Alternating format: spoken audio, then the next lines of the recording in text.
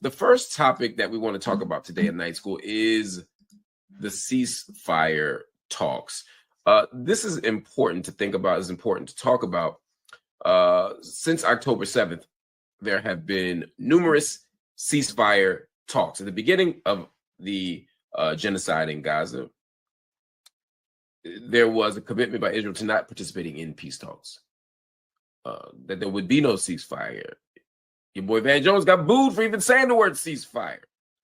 So that was one of those things that just wasn't going to happen. But over time, there have been brokered talks between Hamas, between Israel, brokered by Qatar, by Egypt, and by the United States. And they've worked out to varying degrees of nothingness.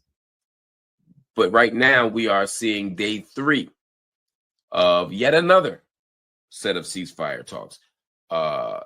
These are happening in Egypt, in Sharm el-Sheikh. If you don't know Sharm el-Sheikh, you should go there. Great stuff going on in Sharm el-Sheikh if you visit Egypt. Anyway,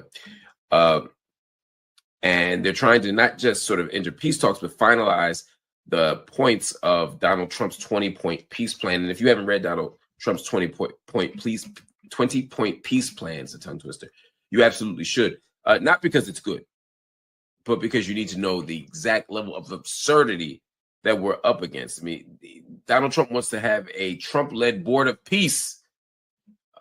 Trump wants to have a peace plan that doesn't involve the involvement of Palestinians. Trump wants to have a peace plan that basically doesn't have a pathway to statehood. Trump wants to have a peace plan that gives Israel the right to have permanent dominion and control and sovereignty over historic Palestine. This is not a pathway to peace. This does not do anything to get us closer to a final status that is reasonable, fair, just, and sustainable.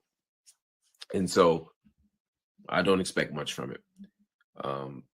And frankly, I don't believe Egypt or the United States or Qatar expects much from it. I don't believe Hamas expects anything from it.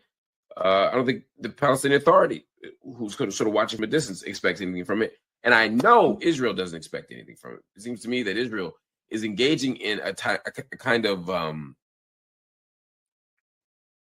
exercise in futility. They want to be able to say, hey, we tried, so that when it does not work, they can say, it's not our fault. It's these recalcitrant, stubborn, violent, obstinate Arabs. That's what's going to happen. And we know that because in the midst of these peace talks, they're still killing people. At least 8 Palestinians have been killed. 61 Palestinians have been injured in Israeli attacks across Gaza in the last 24 hours. In the last 24 hours. What does that mean? It means something it always means. That they talk peace, and when I say they, I'm talking specifically about Netanyahu and his cronies, but their actions suggest that they want to maintain and follow a doctrine of permanent war, and that they are entirely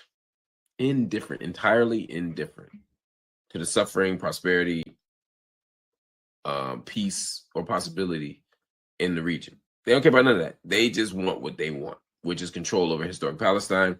And they want to ensure that they will never move forward with a legitimate peace plan. I mean, Netanyahu has said from day one that he's not going to create a Palestinian state. He has said, he's literally run for office on the platform, especially in Hebrew speeches, that he is never going to allow the Palestinian state to emerge. And then in the aftermath of October 7th, he has said, we can't. So now he's using October 7th as a kind of pretext for a plan that he had long before that. And we can never forget just how devastating this thing is. I mean, 67,000, I'm saying the number again, 67,183 Palestinians have been killed in Gaza since October 7th.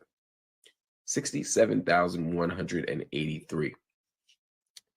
Thousands more are under the rubble. I would suspect 20,000 more may be under the rubble. And we know 1,139 people were killed in Israel during the October 7th attacks, and 200 were held hostage.